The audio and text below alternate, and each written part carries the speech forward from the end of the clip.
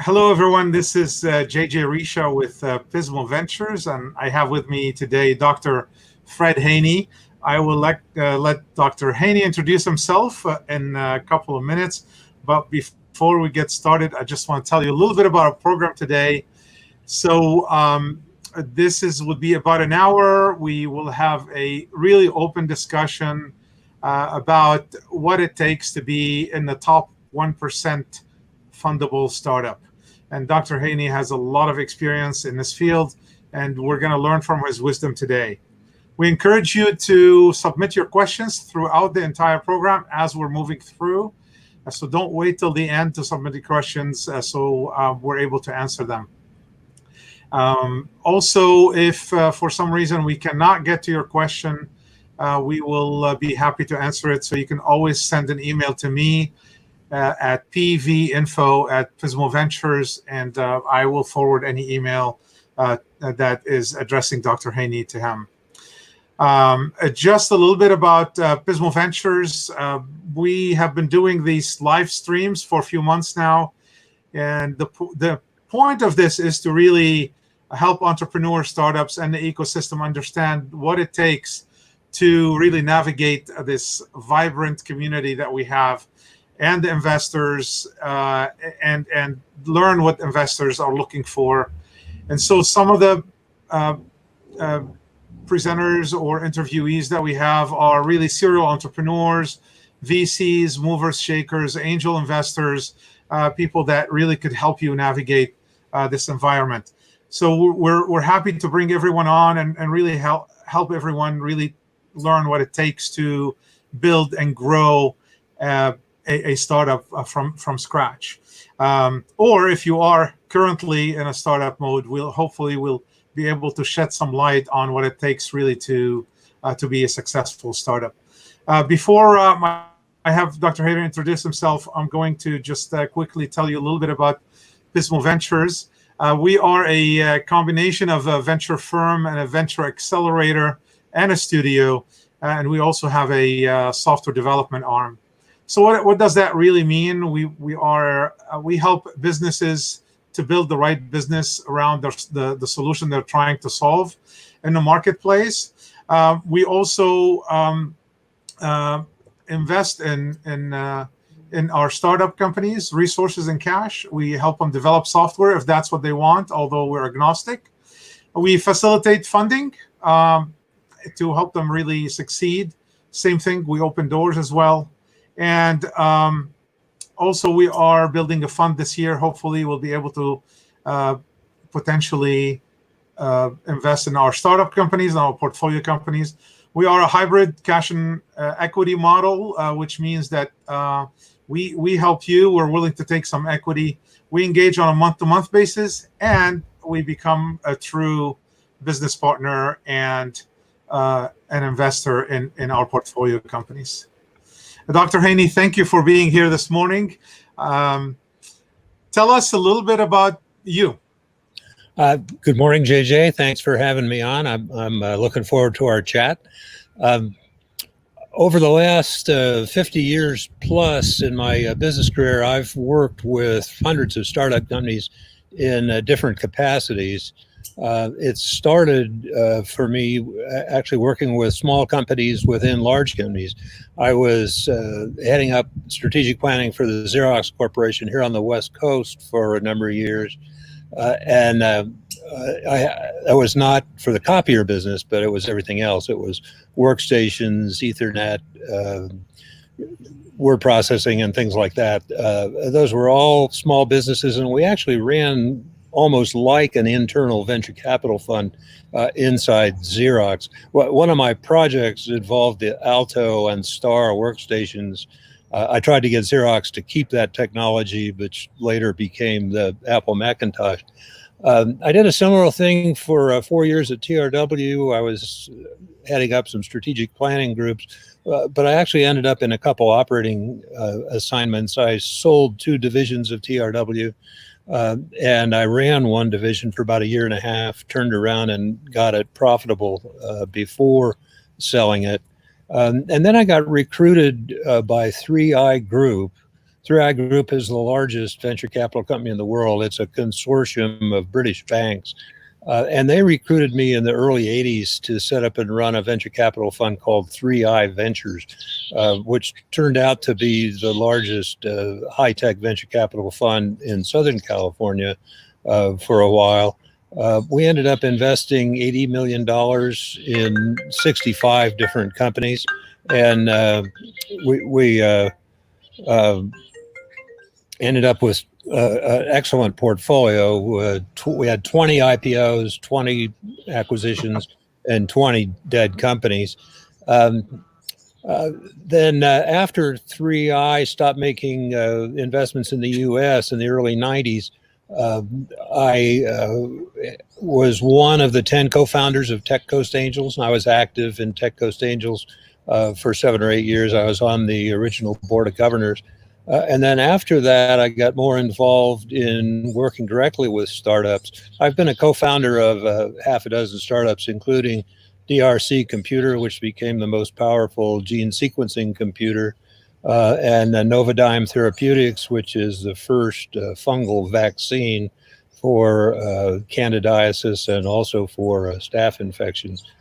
So I continued to work with startup companies. I run a group called Monday Club, which has 2 companies come in and present to 3 different audiences each month. Purpose is to help them improve their pitch decks and improve their chances of getting funded. And 2 years ago, I tried to pull all that experience together in a book called The Fundable Startup, how disruptive companies attract capital. So my thing is kind of what do you have to do to get capital into your startup company? Okay, so it seems like you haven't done much in your life, and so I'm bored. Not very much. And did you say 20 IPOs? Yes. Oh my God, that's mind-boggling for that period of time, at least. So. That was a big number at that time for a couple reasons. We had to muddle through a period of 4 years from Black Monday, 1987, October 19th, 1987. The stock market tanked and the IPO market shut down.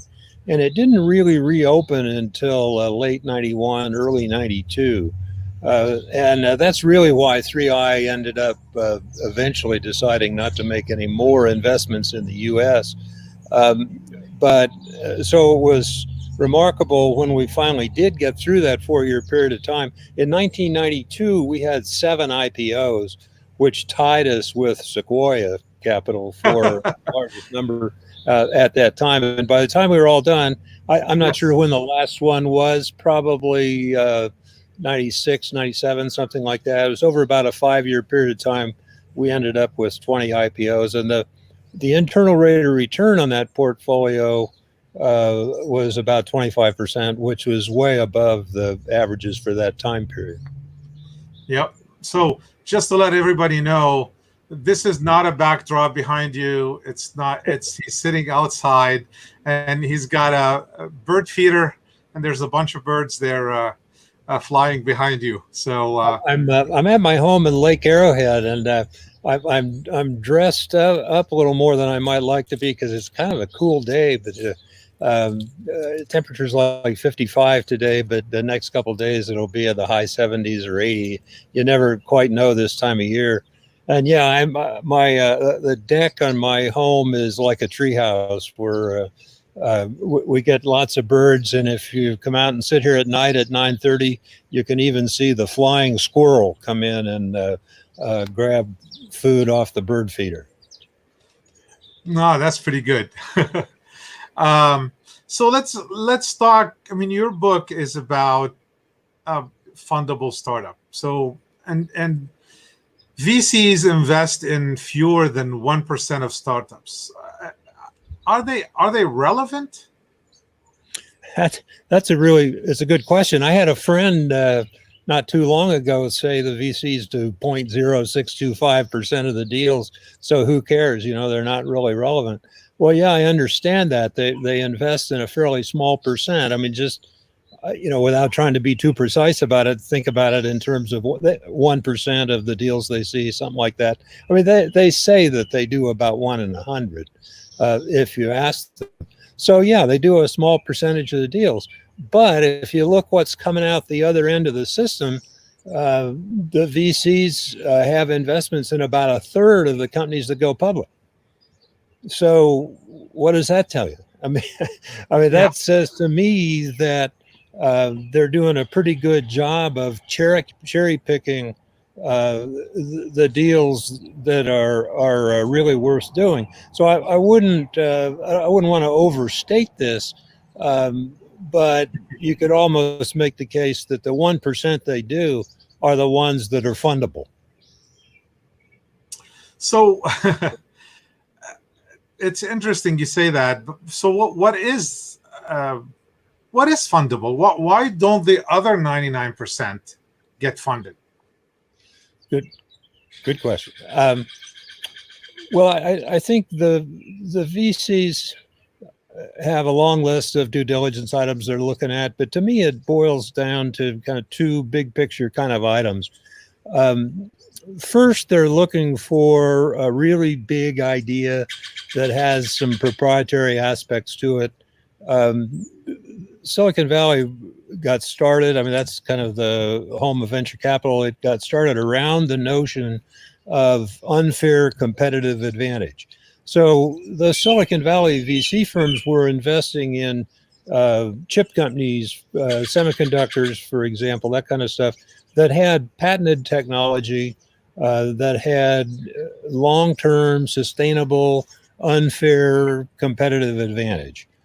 Big markets, big opportunity, possibility of producing good returns. So that's part of it. It's the idea that has to be a big idea, has to solve an important problem, has to be compelling, has to be clear that there's going to be strong customer demand, all those kinds of things. The other half of the picture is they're looking for management teams that they can have a lot of confidence in. They're looking for management teams, starting with the CEO and then working down, that they think have a really good chance of building a successful company.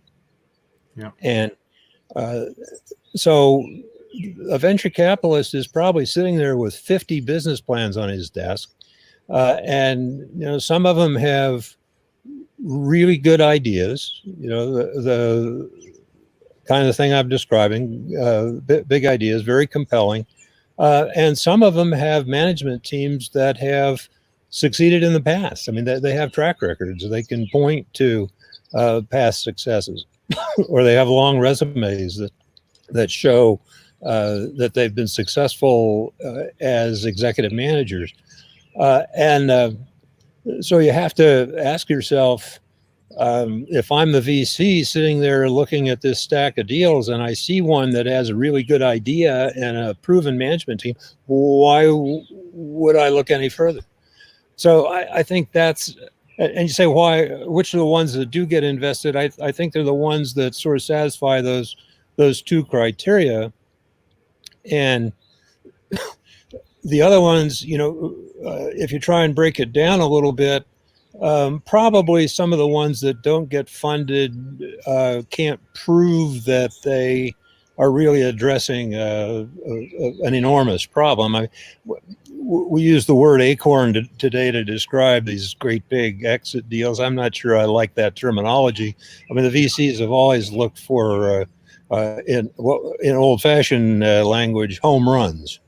Yeah. To me, there's a difference between a home run and a unicorn. I mean, you can hit a home run with a $300 million IPO. It doesn't have to be over $1 billion. But I think the ones that don't get funded, surely some of them just don't have a compelling enough idea. But also some of them just don't have management that gives the investors a lot of confidence in their ability to succeed. And one of the kind of tricky things about this equation, a lot of people don't particularly like to hear my message here, but the VCs probably won't tell a CEO, look, you don't make the grade, you don't, you're not up to our standards. What they're more likely to tell them is the company's a little too early, or come back when you have some more customers. They don't want to hurt anybody's feelings. They don't want to leave any bad tracks behind. So there's probably a lot of companies that don't get funded for that reason, but they don't know it. They don't necessarily know it. I guess maybe they're playing a little bit of politics. Maybe they'll leave that door open for the future. Exactly. And they may circle back around. I mean, they're looking for good opportunities. So if the company comes back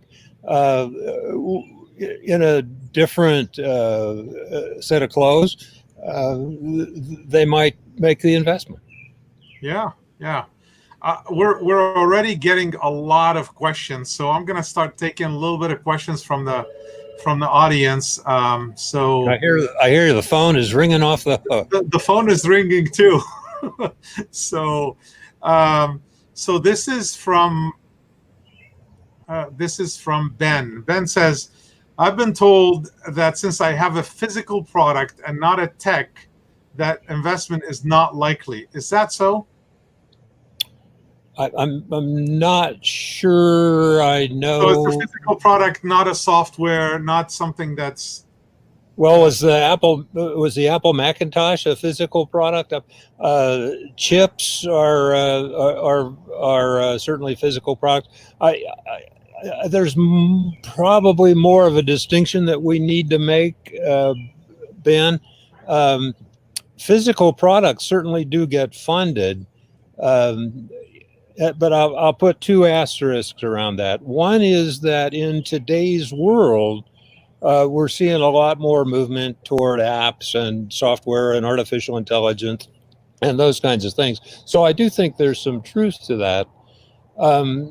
But the other asterisk is that even when the VCs were doing a lot of things like disk drives and computers and chips, what they weren't doing was a lot of industrial products. So if you had something that fell into that category, that a manufacturing device or I don't know, maybe an X-ray machine or something like that, it might have been hard to get venture capital for that. But the ultimate criteria, I don't think there are any little rules that say we'll do this but not that. At least the top level investors, they're just looking for an opportunity to make a good return on investment. So if they think they can do that with a physical product, I don't think they have any rules against it. Yeah, I agree with that. We have one from Mark. Mark says, hi, Fred and JJ. During raising the first round, what is the best to start a cold email pitch deck with? The vision of the startup to grab attention, or the niche, the market that we start with, our first product? My answer would just be a resounding yes. There you go. You got it, Mark. So. But you said the right couple of things. I mean, one mistake that a lot of pitch decks make is that if I'm the audience, I'm sitting there listening, I get to slide 6 or 7, and I'm still asking myself, what is it exactly that these guys do? What do they do? So somehow, very early on, if it's not slide 1, it should be slide 2 or slide 3. Make it crystal clear to me exactly what you do. Yeah. But then you said another important thing. I mean, that right on the heels of that, or maybe even before. I mean, the sequence doesn't matter a whole lot. You need to help me understand that you're solving an important problem. So the ideal pitch deck starts out something like, there's this really horrible problem out there. It affects lots of people. There's no good solutions. You look around, there's no really good way to solve this problem. And oh, by the way, we have exactly a solution to that problem. Here's what our solution is. Here's how it works. Here's why it's unique and special. And it's better than other solutions that are there. Well, that's got to come. I mean, that's got to come later. And since you brought it up, I'll comment. That's a weak link in an awful lot of presentations. I think people probably don't realize how much research the top investors, at least the top venture capital funds, how much research they do on competitive analysis. Oh, yeah. A lot of people are familiar with the Michael Porter books.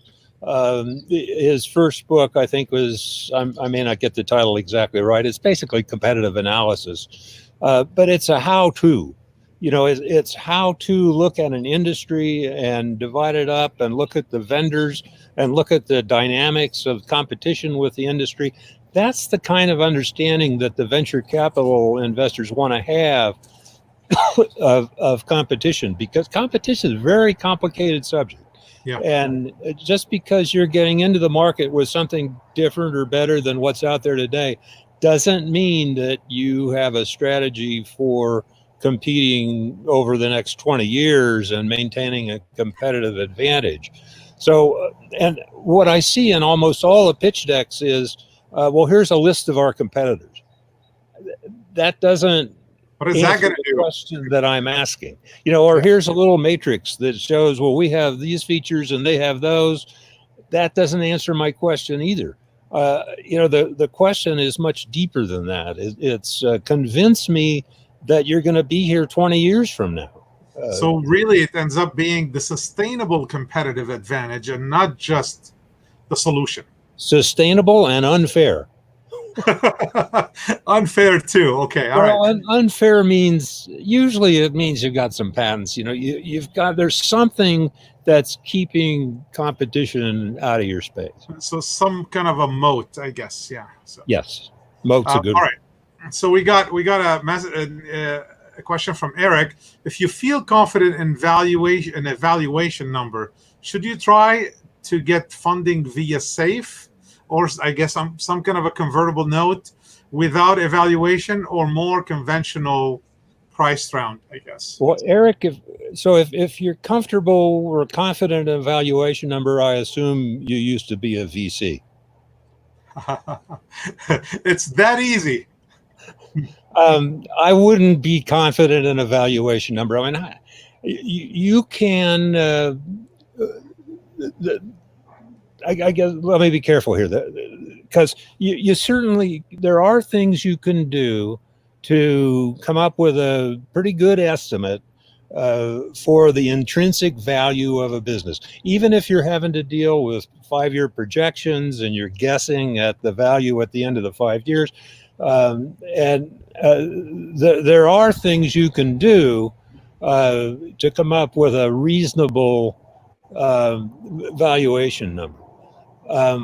But that's not likely to be the number that you're going to end up doing with a VC. I mean, in the end, your valuation is based on perceived value, and it's going to depend a lot on how many different investors are competing to get into your deal. I mean, here's a way to think about perceived value.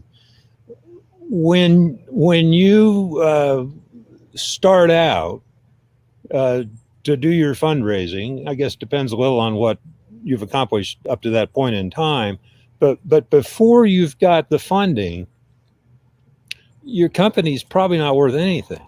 I mean, I understand about pre-money valuations and all that math, but the company doesn't have any real intrinsic value. You probably couldn't sell it to anybody. The company doesn't have any real economic value until an investor says, oh, okay, I'm going to put some money into it. And now you can do the math. You've got a pre-money valuation and you put some money in and you have a post-money valuation. Now you've got some value. So my point is just that the value of your company depends an awful lot on people's perceptions and whether they're willing to put money into it or not. So I wouldn't get, I guess that's a long way to say I wouldn't get too locked into a specific number. I think you can either negotiate with people, but it's important to remember that VCs get paid a lot of money to figure out what companies are worth. I mean, that's really the business they're in. That's So part of the business they're in. Yeah. if you come on too strong about a valuation, and say, well, we've done the math, we know what it's worth. The VCs, the little internal switch may click and say, well, this guy's not going to take advice from me. He thinks he's got all the answers. So I would be careful about that. You don't want to look like you're telling the VCs how to do their job. A safe is not a bad mechanism. I mean, people have been doing convertible notes for a long time, and I've been kind of negative about that because the problem with the convertible note is, well, what happens if you don't raise that next round of capital? Most of these notes say when you raise your Series A or Series B, then it converts at a discount to that price. But what happens a lot of the time is the company doesn't raise that round. Right. And now, if the note converts to a demand note, you just lost your company. You lost your technology. So the safe kind of solves that problem. So I like the safe. The safe kind of avoids that problem. I guess it could solve it, but it also could not solve it too. It depends how the safe is written. Well, it just defers it. Yeah. All right. So we have a question from Terry, and Terry says, "How can I get into the Monday Club?" If you know a member, it's pretty simple. The members send me pitch decks. So send JJ your pitch deck, and he'll forward it to me, and we'll take a look. There you go. I just pick the best two pitch decks every month. It's that simple. I go through a pile and pick the best two. All right.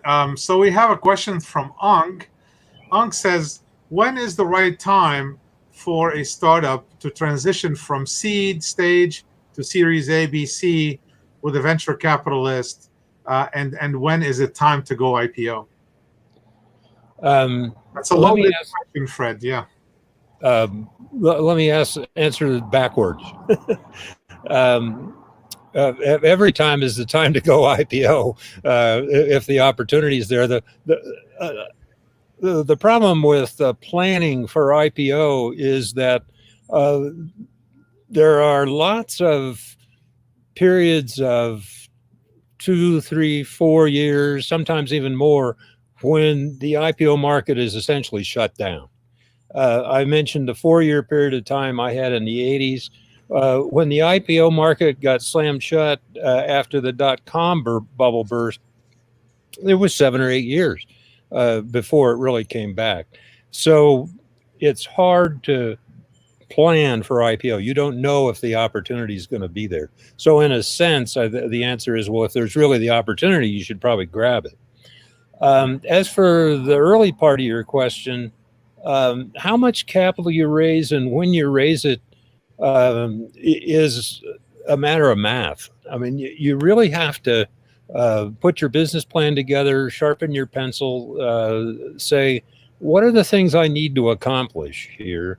What are the significant milestones? And those are usually things like getting an initial team, building a prototype, building a product, getting a customer, getting a second customer, getting a happy customer, and things like that. So you got to put a couple of those milestones on a timeline and do some very careful analysis of how much capital you need to get to each of those milestones. You have to allow for the fact that it probably is going to take you 6 to 9 months every time you go out to try and raise capital, and you want to have some cushion in the bank. So you put together a financial plan, and the answer to your question is really probably pretty mathematical. I mean, it's not it's not a strategic question as much as it is how much money do I need and when do I need it kind of question. Yeah. This leads me to maybe the next question, Fred. So how What about bootstrapping? How do you address, or maybe how should entrepreneurs address bootstrapping? Or should I just go always look for money? Good. Yeah, I think you can think about bootstrapping in different ways. I mean, I see a lot of articles about bootstrapping, and the theme is, well, why raise money if you can bootstrap? Bootstrapping is an alternative. It's a way of building your company without going out for money. I think about it in a different way. I think about bootstrapping as a path to capital. It's probably one of the best things you can do to attract capital to your company. So, if you're able to use your stock to build an implementation team, for example, and build a product, an initial product, maybe it doesn't have all the bells and whistles, but at least it demonstrates your product idea and costs and those kinds of things.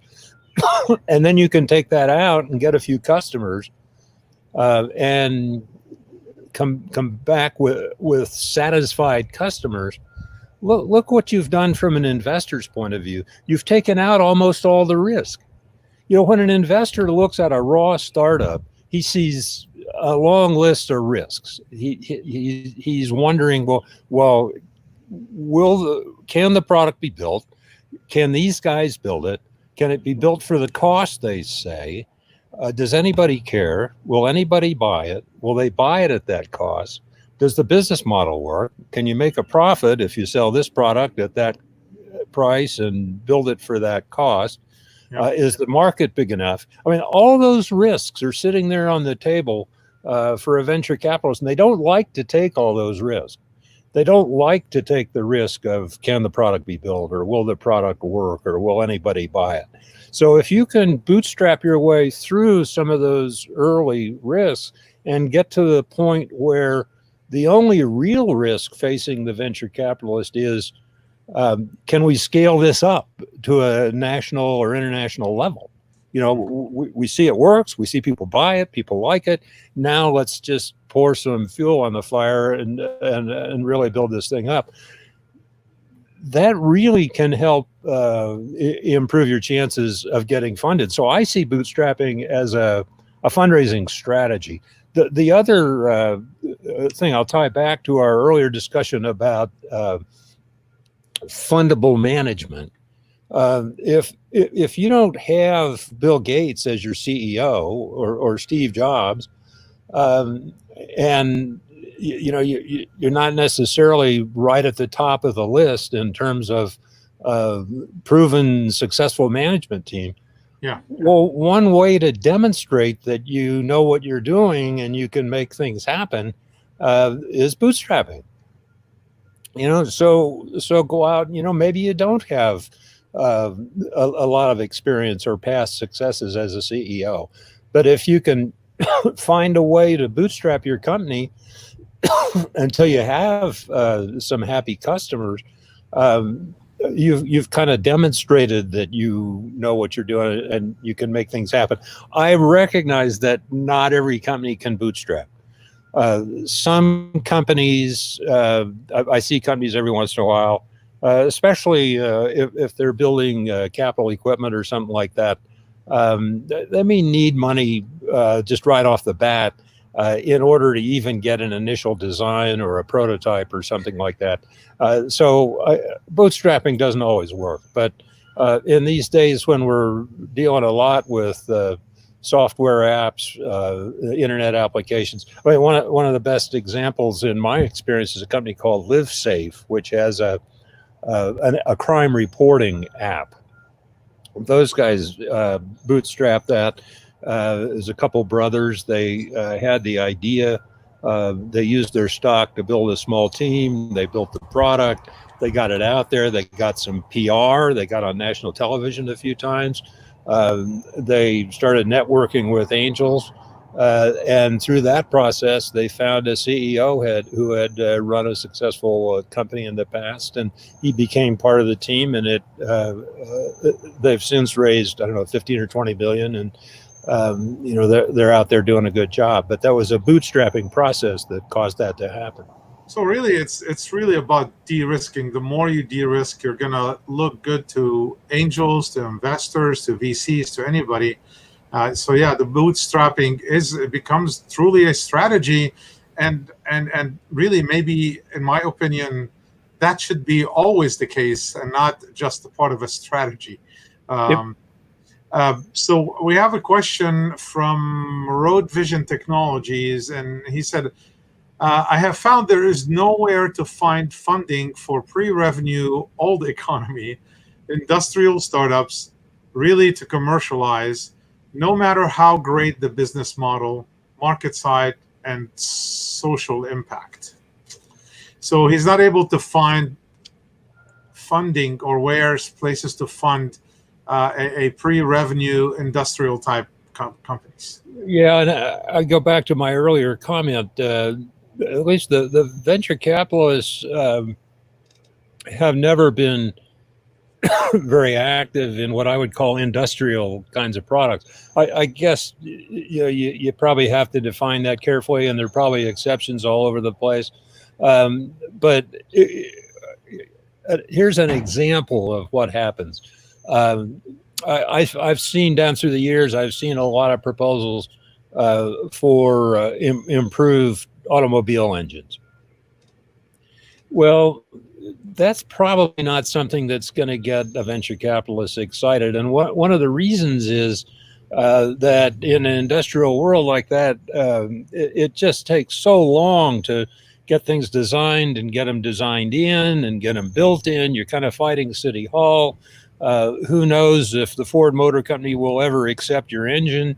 I mean, it introduces a whole different set of issues. I don't know what kind of industrial products we're talking about here, but if you look at what the VCs have done, the deals that they've focused in the past have not been heavy industry kind of stuff, at least not heavy mechanical industry kinds of thing.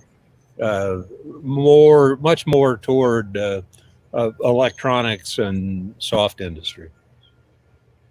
All right. A question on it. So there's a couple of questions, so I'll combine them into one. One is how do you choose an advisor? And then a follow-on to that is how important to have an advisory board. I told you at the beginning, I've been around hundreds of companies in different capacities. And at this point, when a company runs into trouble or has some kind of a problem,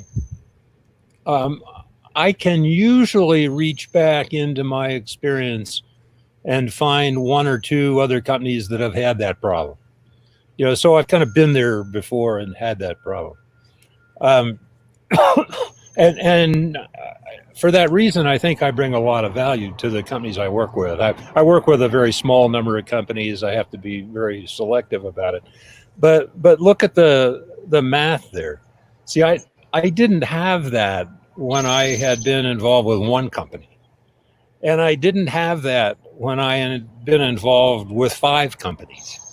I got it after I'd sat on 30 boards of directors and dealt indirectly with another 150 investment transactions and looked at hundreds and hundreds of companies and decided to invest in some and not invest in others. So that's kind of a long way to say you want to be careful. You'd like to select advisors who have a lot of experience with startups. Yeah. Someone who's had 1 or 2 successful startup doesn't necessarily know all the ropes. They don't necessarily have the kind of experience that says, well, if we have a problem, they can probably reach back into their bag of tricks and find a solution to it. So I think breadth of experience is just a real important criteria. I mean, it's like when if you're going to go have somebody do laser surgery on your eyes, who do you go to? You go out and find a guy who's done 50,000 procedures, right? You don't go to somebody who has done 100. As far as advisory boards are concerned, I think they're great, especially like a technology advisory board, maybe a market advisory board, but some cautions. People, if you're going to do that, pick the right people, but organize it and use it. You know, I see an awful lot of phantom advisory boards, just advisory boards that people put together so they'd have a long list of luminary names. You know, I got Bill Gates and Steve Jobs and Hewlett and Packard and all these other guys, and I'm supposed to invest because of that. Investors don't invest in advisors. They don't invest in advisory boards. And the mistake that people make is to get these long lists of advisors and put them out there as an advertisement and not really tap into their brain power, not really organize it, not really compensate them, not really have them meet on a systematic basis. So if you're going to do it real, you know, make it real and take advantage of it. The other thing you have to be careful about with advisory boards is you don't want to create something that comes into conflict with your board of directors. The board of directors runs the company. You don't want an advisory board that tries to take the company off in different directions than the board of directors. So if you are going to have an advisory board, you want to make sure that you're not creating conflict somehow with your board of directors. You want to be crystal clear that the board of directors has the final say. Fred, we have a few questions around pitch deck, so I'm going to ask you and then connect it to the other questions. So one is, what makes a good pitch deck, and would investors, VCs, be interested in a flashy, a lot of graphics, maybe $10,000 pitch deck, or it's the content is more important? Pitch decks are tricky, and I'm seeing a lot of pitch decks these days that have a lot of graphics, a lot of stuff, and sometimes they really turn me off. I'll tell you what really turns me off. It's the ones that are white font on a black background. Because I print all my pitch decks out. I print them out and make a pile. Well, but then my printer comes back and says, "Feed me more toner." Okay, I get it. they're toner killers. So let me ask. I'll try and answer the question. Everybody kind of knows the outline for a business plan. You know, there's probably 12 or 15 topics that ought to be covered in a business plan. It's, you know, what's the concept, what problems being solved, what's the market, how big is the market, who's the team, what's the competition. I mean, you know those headings. Some companies have a tendency to just sort of go through that list of topics and fill in the blanks very quickly, fill in the blanks. So who's the team? Well, the team is Fred, Roger, Tom, Bill, and John. That's not the question. So what you really have to put together a good pitch deck, you have to step back from a business plan outline and say, what question is being asked? And am I answering the question? So on this one, let's just take this example about the team. The question is not who are the people on your team. The question is, who are the people on your team? What have they done in the past? And why are they the best people on the planet to be running this business and making this business successful over the next couple of years? That's the question. We referred earlier to competition. and I said how important it is to get inside competition. The competition question is not what are your 7 features and how do they compare to the 7 features that the other guys have. The question is, what's the dynamics of competition in your industry? Who are the other competitors? What makes you think that you can compete against them for the next 10 or 20 years? Why would I say 20 years? Because if I'm going to take your company public 8 years from now, somebody's got to believe that it's got another 8 years or 12 years of life in the future, or they're not going to buy it on the public offering. So who are the competitors in your space? What's the basis for competition? Is it pricing? Is it quality of service? Is it turnaround time, response time? There are a lot of different ways that companies compete. How are the other guys doing? What makes you think you can do better? What are they going to be doing 3 years from now? What's their competitive response going to be? Competition isn't static. If you enter a marketplace with a hot new product, the other guys aren't just going to sit there and let you steal the market from them. So what's their response? So the question is, it's not who are your competitors. The question is, what is the dynamic of competition in your industry? And what's your strategy? And why do you believe you have a successful strategy for maintaining a position in that industry?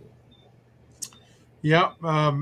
Okay. We'll segue to another question. Thanks. That's really important, Fred, and not many people truly understand that. So let me add a footnote there about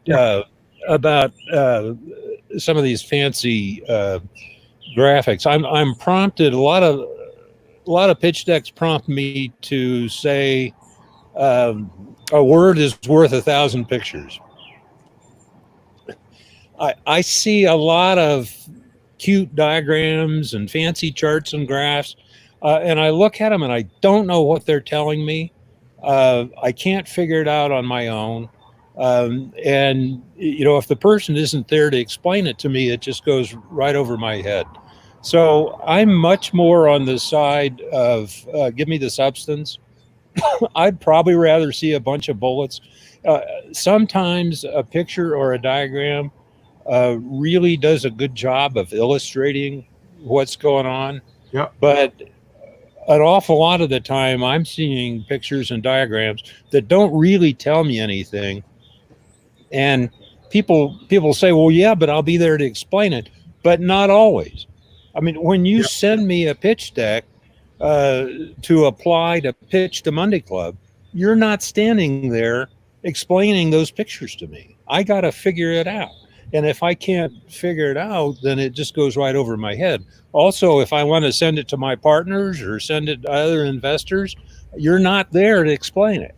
So I'd lean toward getting the substance. That doesn't mean write paragraphs. I don't want a written business plan, but you can get an awful lot of messages across with 15 slides, 6 bullets each.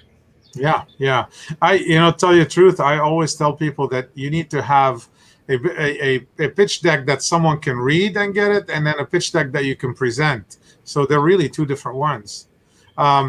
The question that's not the one I wanted on the screen. It's scrolled up, and here's the one from Jay Lancy.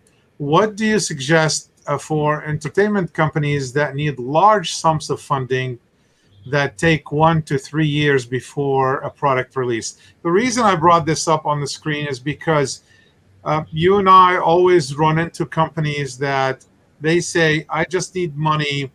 It's going to take me 3 years before I have a proof of concept or an MVP, and I don't have the money to get there. I guess this is a dilemma. What should companies like this or startups like this do? In the past, the venture capital world has really been pretty separate from the world of, say, film finance. There have been some VCs that have done some video game financing, and some of them have made a lot of money doing that. But I think it's kind of a sector. It's not the broad venture capital industry as a whole, I don't think goes after that. And one way to think about that is when I was running 3i Ventures, we occasionally would have a deal that we would look at it and we'd say, that's a platinum record deal. You know that somebody's going to have a platinum record, but how do you know who it's going to be? Yeah. And how do you figure it out ahead of time? And it gets into how do you make judgments about consumer psychology? How do you know what consumer products are going to take off? And the VCs have not, I want to say they haven't been good at that, but they haven't even tried very hard. I mean, traditionally, they haven't done a lot of things that involve consumer psychology. I mean, how do you know which restaurant, which movie? Those are really hard questions to answer. And it's very different than saying, here's a chip and I've got a patent and nobody else can make it. I mean, it's a different kind of world. I think those worlds have got blurred a little bit. The video gaming world, the world of computer apps. Once in a while, you have something that does reach out to consumers, and we've had some acorn deals in that category. So I think the distinction has got blurred some, but I think when you get right down to it, the venture capital world anyway has not been quick to embrace consumer product kind of things, because you can't do your homework, you can't do any due diligence, you can't sit down and logic your way through and say, well, this one's going to succeed. It's a gamble. All right, so let's see. We have maybe I can squeeze in a couple of questions here, Fred. One is, this is kind of related to your book, The Fundable Startup. So if the listeners have not seen that book or read that book, first is you gotta buy the book. It's the real deal. So The Fundable Startup. So what is a fundable CEO, and how does a startup find one of those so they become that fundable 1% startup? Yeah, good question. JJ, I may steal from my final answer here. Oh, there you go. That's all right. We've already said that part of being a fundable startup is having a compelling idea, and the other part is having a compelling and fundable management team. So there are probably 3 or 4 ways to do that. How's our time? If I got time, I'll tell a couple stories. So we got about 8 minutes. Well, okay, I'll build in a couple stories here. Okay. The story of the founding of DRC Computer is one of the case studies in the Fundable Startup, and it kind of illustrates my point here. The founder of DRC Computer invented a concept. This is in the late 1900s. I can't put a date on it. Late 1990s, probably, something like that. Concept of reconfigurable computing. His idea was a mixture of hardware and software, very creative, that said, look, I think I know how to build a computer that I could reconfigure the underlying architecture of the computer on the fly. Yeah. Well, why would you want to do that? Well, maybe you want to do 100,000 things in parallel for a few minutes and then go back to doing things sequential. There are a lot of reasons that you might like to do that. It was a great concept, and he was a very good technical guy. He had no management experience or business background. And he went out and got a couple grants and got a couple contracts and built up about a 10 or 12 man company. And he tried to raise venture capital, and he could not raise venture capital. In the late 1990s, I was on his board for a few years. And I went through that with him. The VCs were not going to back him as the CEO. They wouldn't tell him that. But from my venture capital experience, I mean, at that point, I had run a venture capital fund for almost 10 years, top tier. I mean, we were syndicating deals with Sequoia and Kleiner and IVP and all the top guys. So I knew from that experience that he just wasn't going to get VC funding. When the dot-com bubble burst, his company crashed. So I went to him after that, like 2001 probably, and said, "Look, you've got a great idea here. Let's bring in an experienced CEO, and I think we'll be able to go out and raise money." So it took a year or two, but we found a guy who had been the chief operating officer at Tandem Computer up in Silicon Valley. His name was Larry Lorich, and he was kind of in between things, and he was a good guy, and he joined us and helped us put together all the pitch decks. And we went out and raised $7 million in venture capital funding and built the strongest, the most powerful gene sequencing computer on the planet. So you can see the difference there. I mean, what made the difference in that case? I mean, that's a very controlled experiment. What made the difference there was having a CEO who had done it before. That's the right CEO, yeah. In my Novodyne Therapeutics company, I helped organize the company for 4 or 5 years. So I wasn't officially a CEO, and I wasn't planning to be the CEO, but I acted as an interim CEO. And we went out and got a $18 million commitment from Domain Associates, venture capital company. And part of the deal was, once we have some money in the bank, we'll go to the recruiters and find a top level CEO from the vaccine business. So these are all written up in the Fundable Startup, but so that's 2 approaches. One is get the CEO. 2 is get it sort of an interim CEO. 3 is, and here my case study is Lori Torres, who did such a great job of building up Parcel Pending and selling it last year for over $100 million. But I interviewed her 5 or 6 years ago, and she's in the book. That interview was probably dated 2015, maybe something like that.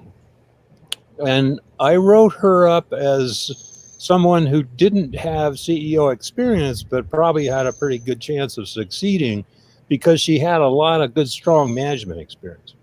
Mm-hmm. Yeah. So sometimes you can take your management experience, maybe you were an engineering manager in a large organization or something like that.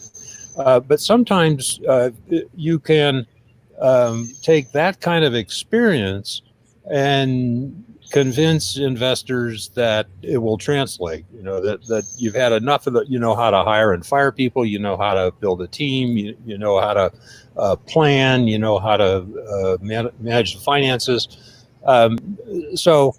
And I do see sometimes companies that or CEOs that undersell themselves that way. They have that experience, but they don't put it on. They answer, "Who's your team?" Well, Bill, Bob, John, and Fred, and they don't say, "Bill's never been a CEO before, but he ran this engineering organization for 13 years." And no one's born as a CEO, so yeah. So some, I guess the point is, if you've got some good management experience, don't be bashful. Feature it. Go out and talk about it. And then the other thing you can do, we've talked about, is bootstrap. Yep. Just get started, get a product, get a customer, demonstrate what you can do, and go make it happen. And then hopefully through that process, you've convinced investors that you can make it happen. Yeah. All right, Fred. So we're only like a couple minutes away. So I'm going to ask you I'm going to do some closing, and I'm going to ask you to maybe come up with one recommendation for, I know you said a lot of things, but maybe something that would be the top of the list that would be beneficial to the investors. I mean, to the listeners. I'm sorry. So, while you're thinking about that, I'm going to do some closing. So first, to the listeners, if you have not subscribed to our YouTube channel, please do that right now. Just click on it and please subscribe. Also, don't forget to follow us on social media. All the normal stuff, the LinkedIn, the Twitter, etc. If we have a lineup of a great lineup coming up. So we have on Thursday this week, July 2nd, we have a case study. It's an IP case study by Buck Alter law firm. Next week we have Scott Hamilton. The week after that, Steve Mednick. The week after that, Bruce Verga, I saw him on listening today. So we have a great lineup, and we might have an announcement of something that you guys may be interested in next week. So stay tuned. Fred, that one recommendation, one advice, what would that be? Well, here's a different way of kind of pulling together my messages. Startups need to realize that when they go out to raise capital, they're competing with other startups for that capital. If you want to be one of the 1% that get funded, then you got to beat out the other 99. Yep. And that really dictates some things about how you present yourself, how you think about the whole process. What that means is that VC who's sitting there with 50 business plans on his desk is comparing your compelling idea to their compelling idea. So it better be better. And he's comparing your fundable management team to their fundable management team. Yep. So you got to beat those guys out. If you think about it that way, as having to compete against companies that have or may have management teams that have done it before, how do you do that?